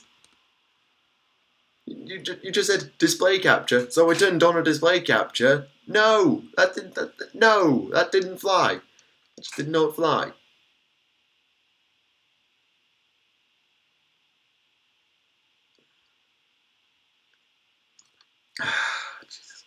Yeah, this is what happens. Keep video cap as the top. Okay, so you go to the top. Okay. So I turn on the display capture. Okay, the display capture's turned on, but I can't see it. So I go into its properties. Oh, now I need to put the chat over the top of that. So I need to overlay the chat. There we go. Yep, okay, there we go. I've overlaid that. That's right. So if I look at this and go into the properties of this, that's not showing up on the screen, right? Nope, it's not showing up on the screen. Display, crop to window and manual. Window, this.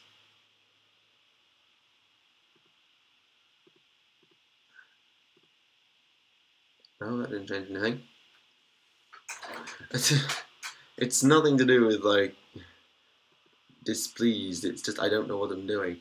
Okay, so I do that. I call you on Skype, right? So Alexis, call on Skype.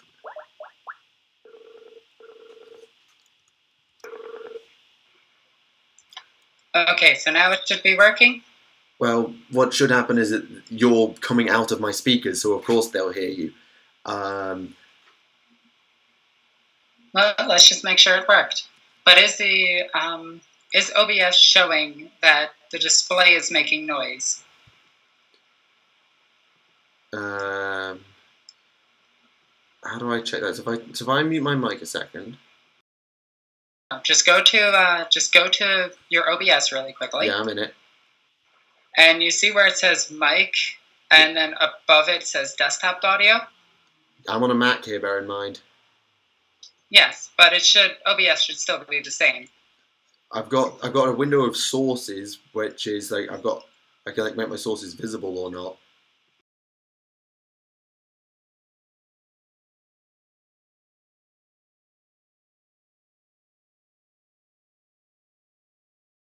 It's working. All right. Okay, good. It's coming out of my computer speaker, so it should be. Yeah, it's just I've got no zodding idea what I'm doing because I've never done it before. Oh no, this is gonna sound awful. Well, yeah, and I'm quite aware that it probably will, because unlike you guys who do some clever stuff to actually capture through headphones and stuff like that, I'm just this is basics. This is bare bones basics. Here's what your OBS should look like right now. So you're gonna see a pic of me, but whatever.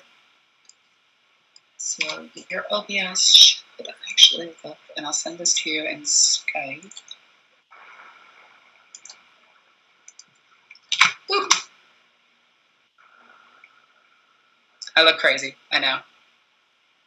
Sorry. Okay.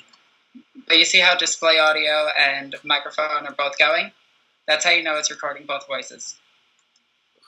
Galde. No. Okay. Video capture device. The desktop audio is one thing. Mic aux is another thing. I only have one audio tab. It should be working because I can hear it. So let's just move on. You got this. Sort of. Very much sort of. Anywho, the sound went down a little. Okay, right. But yeah, okay, that's a thing. It's a thing. It's happening. I'm just going to quickly go and run and get my charger because of reasons I always need to do that. I'll be right back.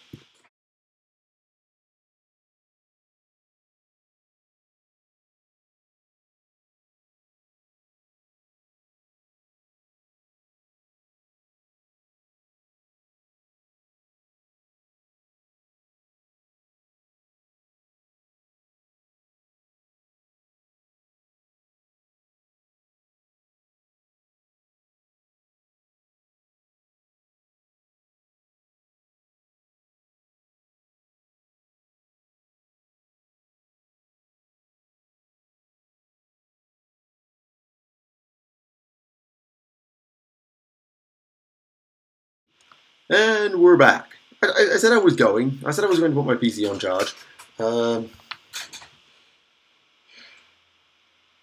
Are we back? Yeah, we should be. Oh God, what?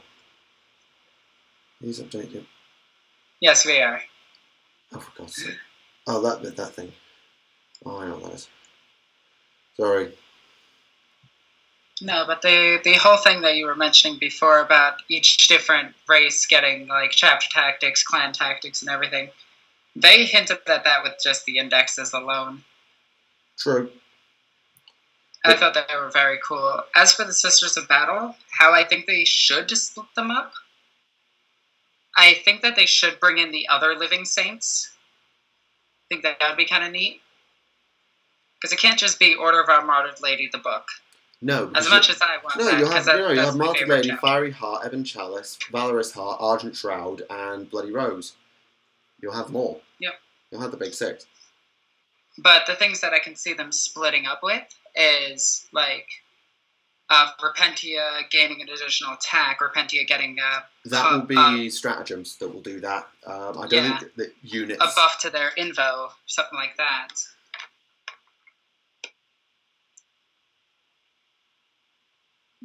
Maybe. I would be interested in what GW will do for the NIDs. Well, the Nids actually do have a lot of individual creatures between the swarms, and now we know that the swarms don't share kinship with each other, which is kind of neat.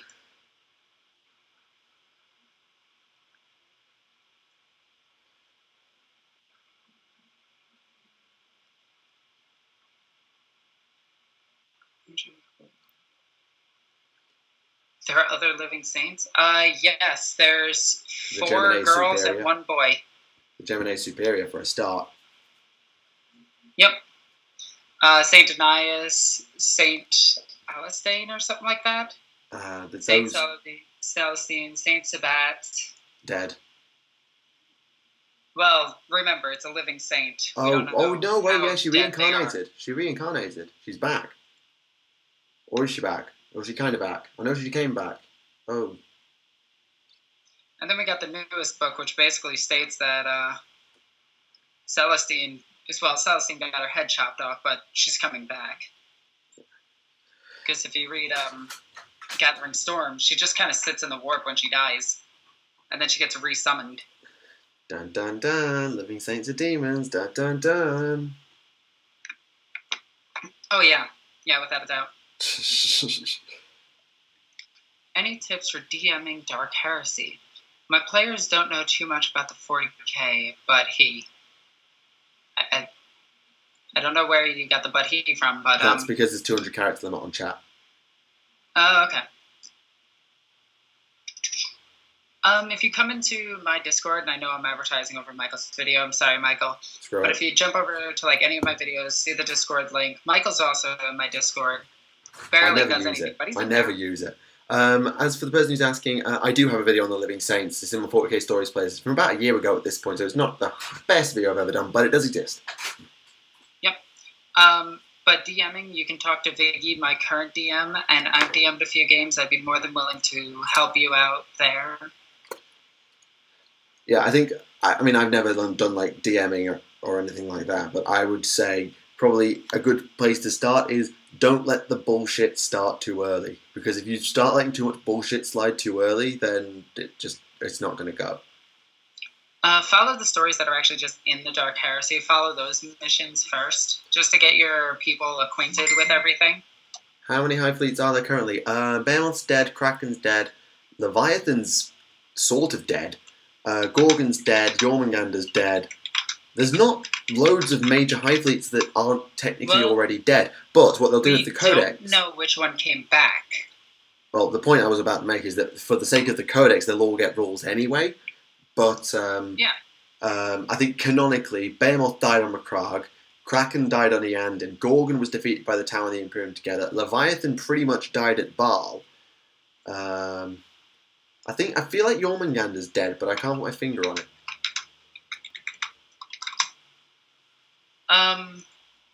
Well, when you say that they're dead, the battle for Macragge, a lot of the ships got away. The battle with the Tower, a lot of ships got away.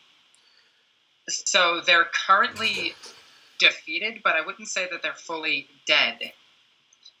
They can recoup and come back to life, and if they're devoured by another Hive Fleet, they'll simply reintegrate and come right back. Take your point. It's one of those things where, you can't actually beat them because, well, insert bullshit reason here. Quite. It's like the Imperial Fist. All but one of them died twice. Yeah. I'm not sure if this is spam, but Krieg is compliant or not with the new codex. I need to know if I should be running my guard and priorities and Krieg or just guard and priorities. Krieg doesn't have his own regimental stratagem, so if you want to use another stratagem for them, then you can. You don't have to use them at all. If they have units that fit the codex, you can use them. It's just a case of they might not have any bonuses specific to them. So as long as the units are in the codex, you can use them.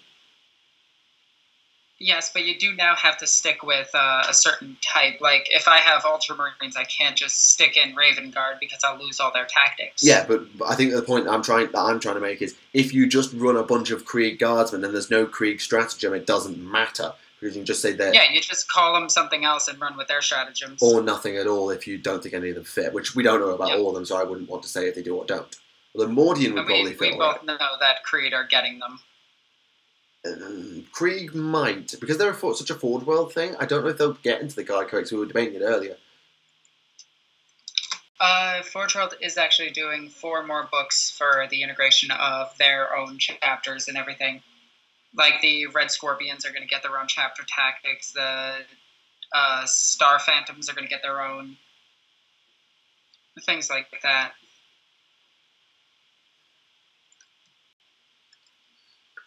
When's the next episode of Deathwatch Podcasters?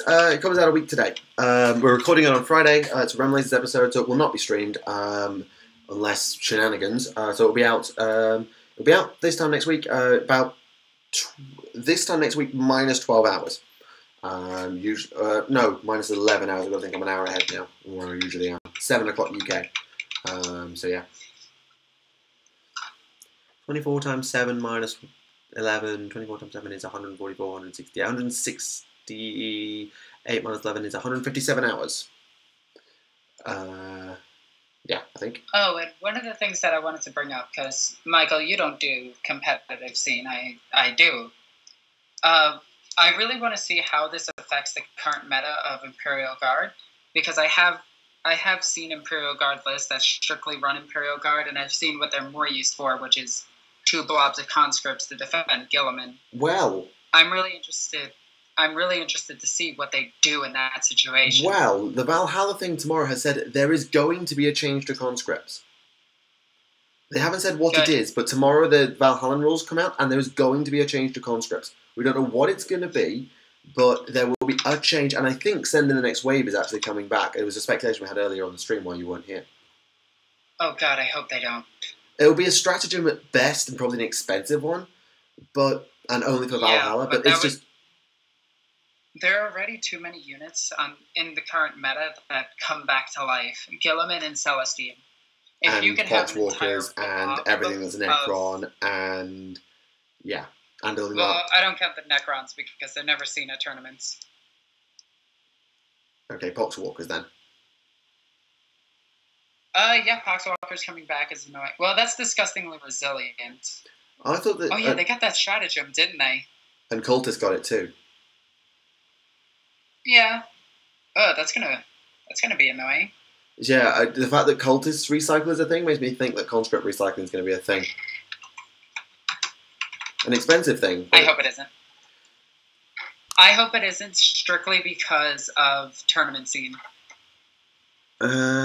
Because I always see, like, Gilliman stuck in a corner with 3 pieces of artillery surrounded by conscripts. If you can bring back those conscripts, you can defend him 1 more turn, which is exactly what Loyalist Space Marine players need.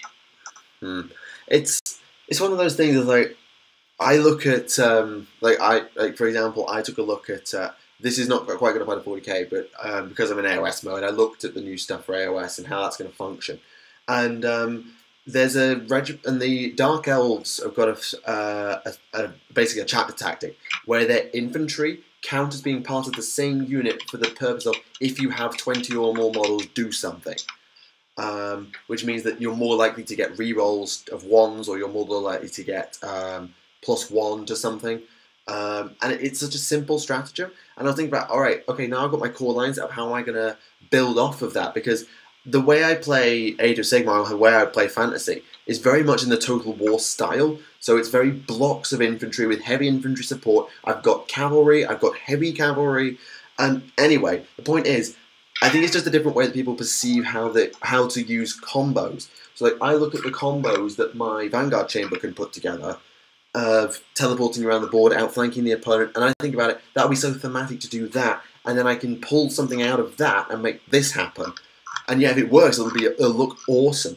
Other people think, yeah, that's not going to work, you should just do this bullshit, and therefore you'll win. And that is where I think the distinction is. It's not, I don't appreciate what the game can do if you can combo things together. But I take combos that make sense, that use the narrative, and at the... My God, I think you just went completely evil just now. Did I? Like, your mic started bugging out for a second, and holy crap, you went full demonic. Yeah, well, Mike does that every now and again. It's happened, like, before, and I never catch it anymore. Yeah, the chat's now telling me this. Hope they finally buff conscripts. What are you on? Conscripts are ludicrous on toast right now. Like, everybody's taking them. Conscripts are in every single Imperial army that there is. In fact, I've been debating whether or not to dive into getting conscripts to protect Celestine. Not that Celestine needs protecting. I don't like her dying turn 1 and then having to come back before I begin my turn. Because, yeah, things just die on turn 1. Ugh, I'm not going to have that rant. It's just, I really don't like the fact that killing massive amounts of stuff on turn 1 is just the way of things. I just don't like it, and I never will. Actually, I had a really good game the other day. We were doing 2 tournament prep lists because the GT is coming out. Mm-hmm. And my buddy, the new rules for terrain that we're doing on the tables is 6 line of sight blocking terrain. And it actually prevented my Alpha Strike for the most part. Yeah, I mean, I kind of liked the idea of the Alpha Strike. I mean, I played a bloody Farsight bomb, what did you expect? But at the same time, I can't get on board with the table turn 1, like, an Alpha Strike, to me, the way I ran my Alpha Strike was, I'll drop everything on turn 2, and I'll encircle my opponent, and I'll take out key units, but I won't table them, and they can still beat me because my army's really small. The problem is, at the moment, it feels like I'm just going to take a big army, and then table my opponent's big army, all in one go, not by using reserve stratagems and masses of deep strike. I mean, obviously this was in 7th edition when you had to actual deep strike scatter and you could actually die, so it was actually a high risk stratagem to do an Alpha Strike like that, unless you had drop pods and then different question entirely. But the fact now is just like, oh yeah, if you go second, then have fun playing with half an army. We'll never get on board with that. Even with half an army, I've been able to deal almost as much damage to my opponent. I'm not saying it can't be done, I'm just saying it's extremely key annoying. Units out of line of sight is very important. Maybe, but it's like, I'll take orcs as an example, because orcs are probably a really interesting way of looking at it. Because orcs, you cannot hide very much with your orcs. You can hide your characters to a degree. You can't really hide your vehicles, because they're just too big and they're too bulky, particularly like the Nauts and stuff.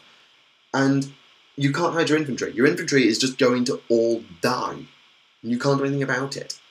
And if you're losing mass amounts of infantry turn 1, that's a pretty big problem.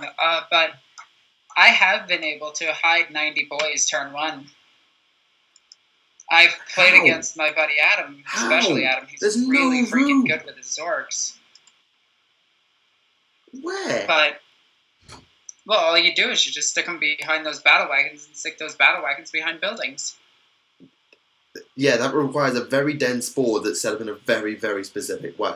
Like you have to use grots as a way of screening your units to prevent turn 1, shenanigans. Yeah, but the problem is that the boys are there. The problem is, like, okay, let's say I need to shield 90 boys, so I'm going to need 90 grots, probably, to cover that much space. At that point, how many points have I just dropped on basically nothing? I've dropped 300 points on doing nothing. On there, there's 300 points of my army that I'm not using. They're just there to die. I use them as objective holders towards the end of the game, but what I like doing is you have to take advantage of the 2-inch bubble. That's one of the biggest things right now. The 2-inch bubble plus the 1-inch base. You take advantage of that and spread your guys across the entire map. That 2-inch bubble actually prevents your unit from being assaulted, which is really huge this edition. And when you have the Gretchen plus the orcs in front of a character, that character is going to survive. Then you can simply teleport that unit of boys wherever you want on the map, so long as they survive, or another squad survives. I think it's just like, I don't know, it's one of those things where trying to explain the way I look at it and the way you look at it's just a completely different way of looking at it. Like, I ran up against a Greater Brass Scorpion, and while it didn't do that much, the fact it was there and was functionally immortal, that was just no fun. Yeah, sure, it was nice to have it was interesting to have some massive unkillable juggernaut to play around and avoid, because I simply couldn't touch it. But at the same time, I I guess I'm just not cutthroat enough for it, and I can't ever play that way because it just feels wrong to me. I went up against a Gargantuan Squiggoth at Nova. It was a really fun list. It was actually like one of my most enjoyable games. The Gargantuan Squiggoth is extremely powerful, but lacks any type of real mobility. The one thing that I did and found a way to defeat my opponent by doing is simply castling up in the other corner where they deployed that Gargantuan Squiggoth and move forward. Instead of engaging that Gargantuan Squiggoth, I didn't even bother shooting it. Oh yeah, I never took a shot at the game at it until it was the last target on the board. Because the Chaos Army that I was playing against, it had a Decimator Engine, a Brass Scorpion, a block of Oblitz, a few infantry, a Demon Prince, Warp Talons. It was a real mixed bag, and I just had to basically ignore the Scorpion and crack on. I mean, it's a battle report on the channel if people care and want to see it.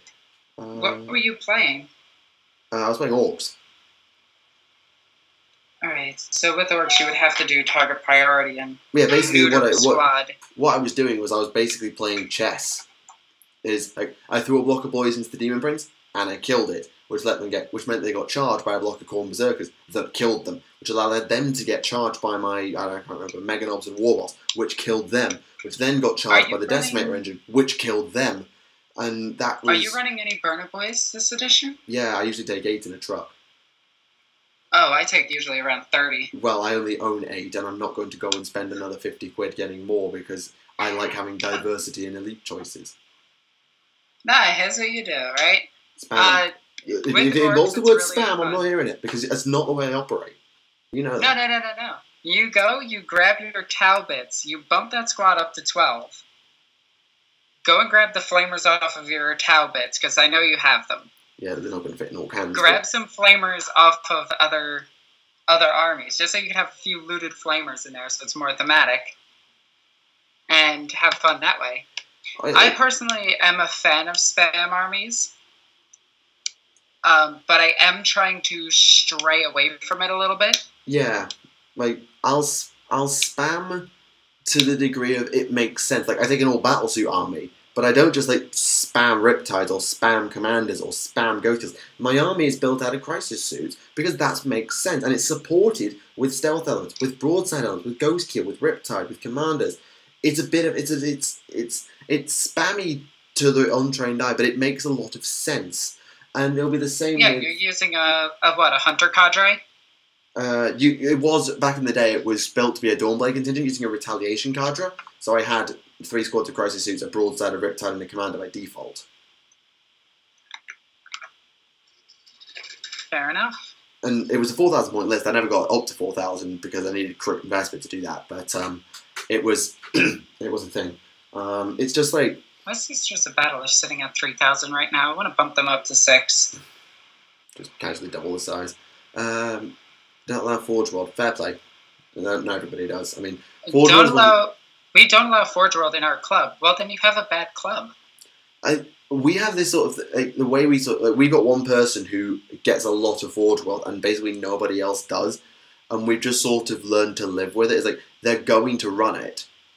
Just deal with it. Well, yeah, I mean, they bought it. They have the right to play it, and no rule in the game actually states that you can't. Oh, exactly, but I think it's more a case of it's not in the codex, and so people just, well, maybe that's why some people get a bit antsy about it, but anyway, I think we just sort of gotten used to it. Like, I've never had a problem with Forge World. I've never said to someone, you're playing Forge World tough, you're not using it. I would never say that to anybody. I think it's just sometimes, when someone brings an army that is pretty much entirely built out of Forge World, and you've never seen any of it before, and particularly if you are building lists on the day, like, how do you really build around that? Well, you shouldn't ever tailor your list to beat somebody. You should always do an all-comers list. Oh, no, That's but the fair way to balance a game. Yeah, but let's take a really good example, probably be the Tau Ivara and the Arvana, because those two units are so unique.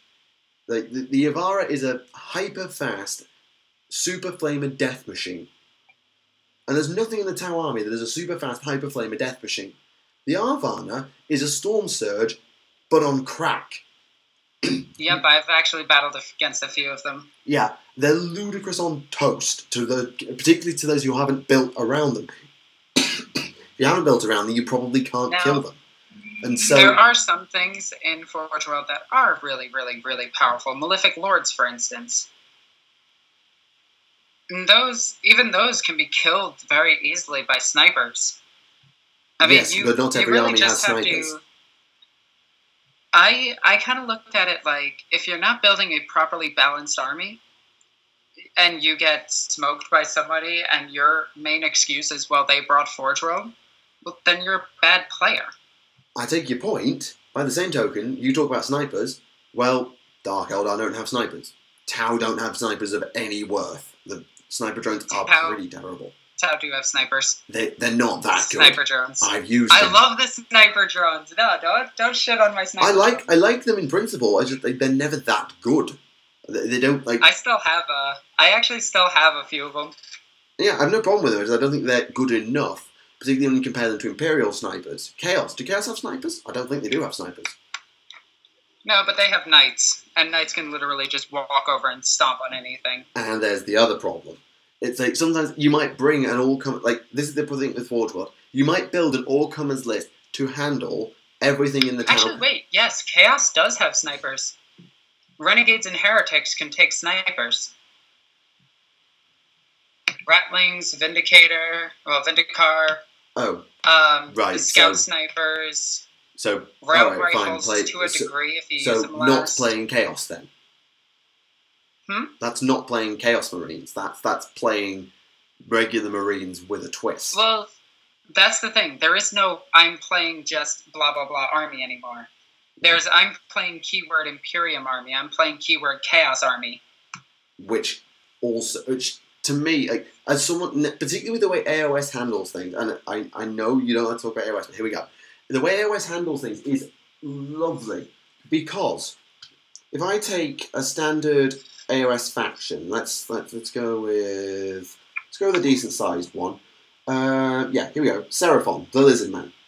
So yeah, they can take beasts like Saurus Warriors and Skinks, they're basic troops. But if you take them as your core army, so that your entire army is built out of Seraphon, you get more troop options. So you can build a bigger army and a more specialized army out of, let's say, like all Temple Guard or all Knights. If you play an army of Colwans, the Colwan Knights, the Order Serpentis, you only get to do that if you take their allegiance and then you ally somebody in. So you only get one ally.